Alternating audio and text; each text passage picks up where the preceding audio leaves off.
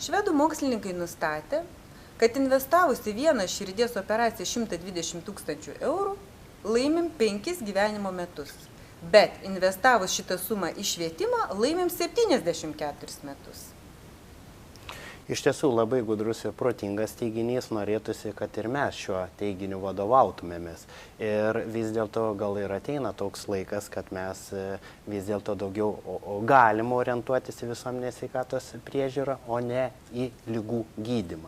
Todėl šitą teiginį turėtų įsirašyti į stalčius visi politikai, kurie įgyvendina sveikatos apsaugą Lietuvoje. Kaip ten bebūtų, širdis pagrindinė mirštamumo priežastis. Ir ligos vis jaunėja. Kodėl? Todėl, kad vis dėlto rizikos veiksnių, kurie sukelia šias ligas, yra daugybė ir jų vis daugėja.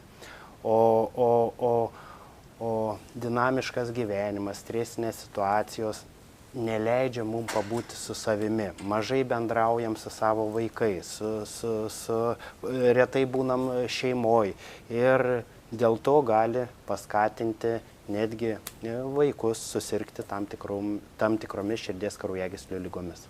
Medikai sako, kad pakeitus mitybą galima išvengti net 80% širdies ligų. Ar teisybė? Kaip maistas daro įtaką? Taip, iš tiesų, mityba labai turi stiprų poveikį mūsų sveikatai. Yra išsiaiškinta, kad gera mityba pagerina mūsų sveikatą, sustabdo nuo senėjimo procesų. Bloga sveikata iššaukia didžiulius sveikatos sutrikimus, ligas. Todėl mūsų tikslas turėtų būti kuo geresnė mityba. Šiandien mes gaminsime patiekalą, kuris gali būti pasiimamas į darbą dėžutėje arba labai tiks vakarieniai.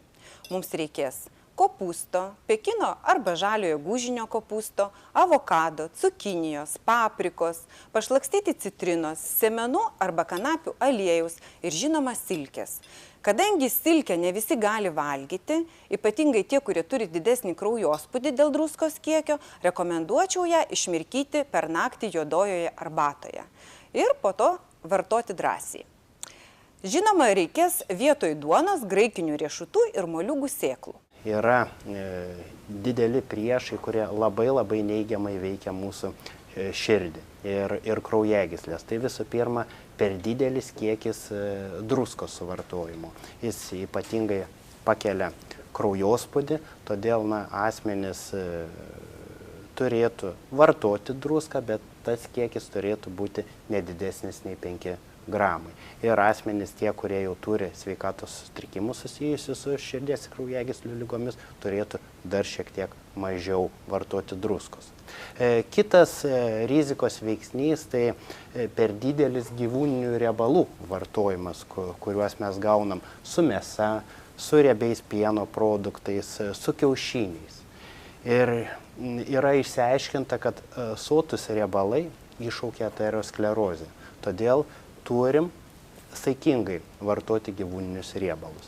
Kitas rizikos veiksnys būtų rafinuoti angliavandeniai, kurių mes gaunam su bandelėmis, su batonu, su saldumynais. Ir yra mokslininkų išsiaiškinta, kad tokie maisto produktai sužadina organizme uždegiminius procesus. Ir tai, uždegiminis procesas įtakoja senėjimo procesą, iššaukia įvairiausias ligas ir sutrikimus. Kaip sakėme, geriau atsinešti pietus dėžutėje ir valgyti vertingą maistą. Prašom ragauti ir vertinti. Iš tiesų, šitas maistas labai lengvas, labai skaniai atrodo, o kaip žinia, jeigu lengvas maistas lengvai virškinamas, jis yra naudingas mums. Ir čia dabar matom, ar ne, kopūstėlių, brokolių, petražolių, moliūgo sėklų, graikinių riešutų, ir matom silkės gabalėlių. Ir galima sakyti, kad tokie maisto produktai praturtina mus vitaminu A, vitaminu E, vitaminu C, taip pat yra kopūstėlių, kurie turi prieš vėžinių įvairiausių savybių. Todėl, tokį patiekalą rekomenduoju pasigaminti ir jums. Taigi šioje lėkštėje yra omega-3 šaltinis jūsų širdžiai ir kraujagyslėm. Skanaus!